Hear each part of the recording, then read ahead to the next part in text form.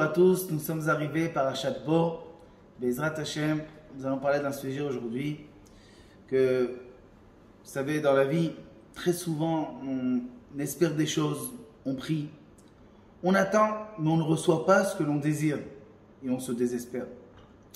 Il faut savoir que Dieu sait précisément quand nous donner ce qui nous revient.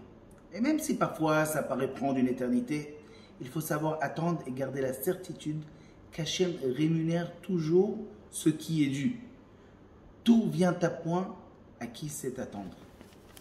Dans la paracha de la semaine, nous voyons qu'Akadosh Baruch Hu envoie Moshe Rabbeinu avant la dernière plaie au Béné Israël. Il les envoie et il leur dit comme ça. Dis au Béné Israël, dis au peuple juif d'aller emprunter de l'or et de l'argent des Égyptiens. Parce qu'on va partir avec. Okay? Parce que vous savez que les Juifs ont travaillé gratuitement pendant des centaines d'années et il fallait qu'ils payent.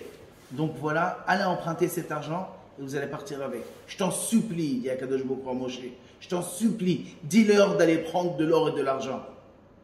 Et la question se pose dans la Gemara Brachot, depuis quand on doit supplier à quelqu'un d'aller prendre de l'or et de l'argent? Quand on lui dit sers-toi, prends ce qu'il faut, on ne se gêne pas. Comment se fait-il qu'Akadosh Baruch Hu dit je t'en supplie, dis au Bnei Israël d'aller prendre de l'or et de l'argent? Et la Gemara répond qu'Akadosh Baruch Hu, des centaines d'années auparavant, il avait prédit à Abraham Avinu que le peuple d'Israël doit être assujetti par les Égyptiens. Ils vont souffrir beaucoup. Mais à la fin, ils vont sortir avec une grande richesse. Et là, Akadosh Baruch Hu dit à Moshe Rabbeinu, si Abraham Avinu va voir le peuple d'Israël sortir après avoir reçu combien de coups, sans rien, les mains vides, il va se plaindre. Alors je t'en supplie, dis-leur d'aller prendre de l'or et de l'argent. Ça c'est la réponse de la Gemara. Mais cette réponse est très étonnante.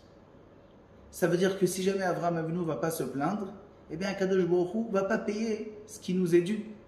C'est pas possible. Nous savons très bien qu'Akadosh Baruch Hu paye à chacun ce qu'il doit recevoir. Chaque effort est payé. Alors comment c'est possible que c'est que parce que Abraham Avinu va se plaindre? Alors il a dit à Moshe Rabbeinu, je t'en supplie, dis-leur de prendre pour ne pas qu'il se plaigne. Le Maggid Midouvna avait cette question et il a répondu avec une histoire.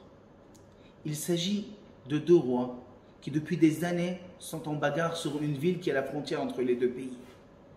Et chaque année, des milliers de soldats périssent dans cette guerre. Ils se sont dit, c'est dommage.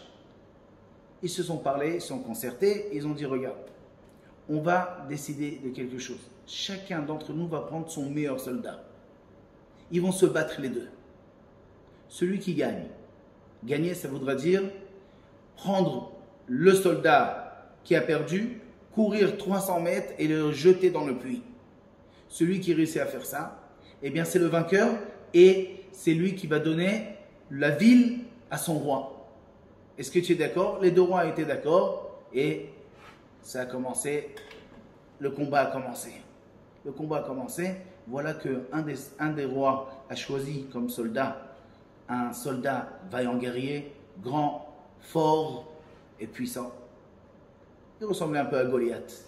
Alors que l'autre a pris un vaillant guerrier, mais était beaucoup plus maigre, avait l'air moins fort, mais il était très intelligent. Quand ils ont commencé à se battre, rapidement, le soldat fort et grand a réussi à immobiliser le petit soldat.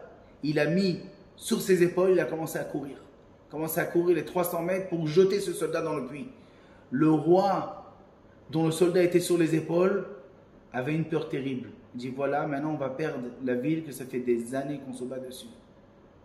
Mais au dernier moment, le soldat qui était sur les épaules a fait une certaine prise, a réussi à reprendre le pouvoir, lever le grand soldat et le jeter dans le puits, et il est sorti vainqueur. Et tout le monde applaudit. Tout le monde applaudit et ce soldat va voir son roi. Son roi le félicite car à partir de maintenant, c'est terminé. Il n'y aura plus de guerre, on a déjà pris la ville. Mais il le réprimande. Il lui dit, tu m'as fait une peur bleue pendant un bon moment, tous ces 300 mètres où tu étais presque fini. Il a failli te battre. J'étais pas bien. J'étais sûr qu'on allait perdre. Le soldat lui dit, Ma Majesté, il faut que vous sachiez une chose.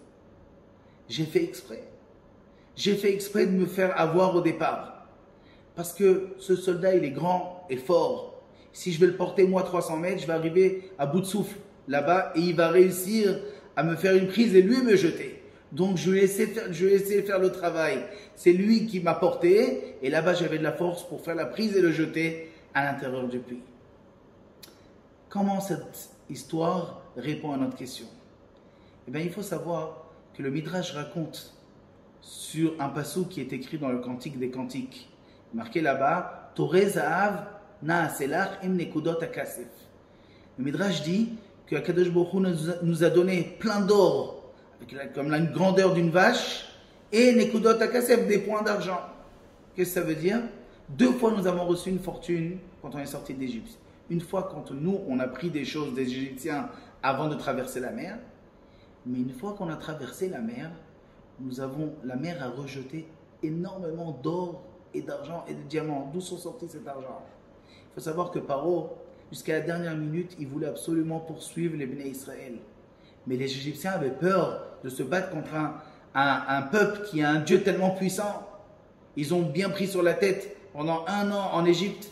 Ils avaient peur d'y aller. Paro a ouvert ses trésors.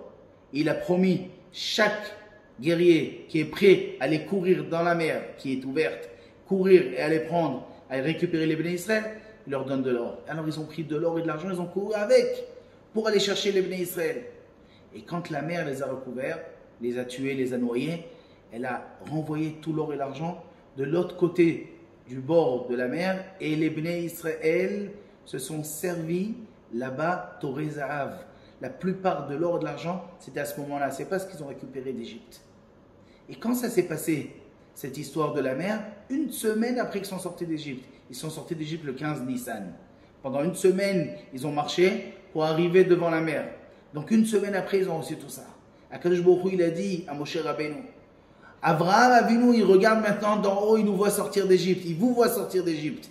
Il vous voit, vous allez sortir sans rien. Il ne sait pas que j'ai tout prévu, que dans 1 semaine, vous allez recevoir énormément d'argent.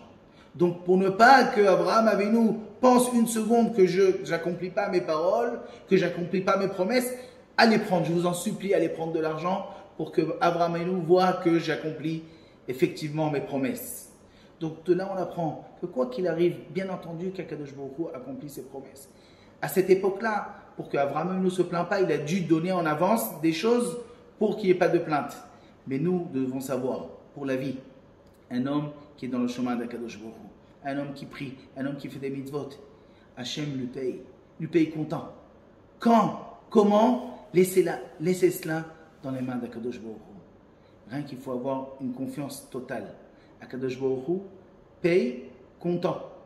Tous les efforts sont payés et récompensés. Shabbat Shalom.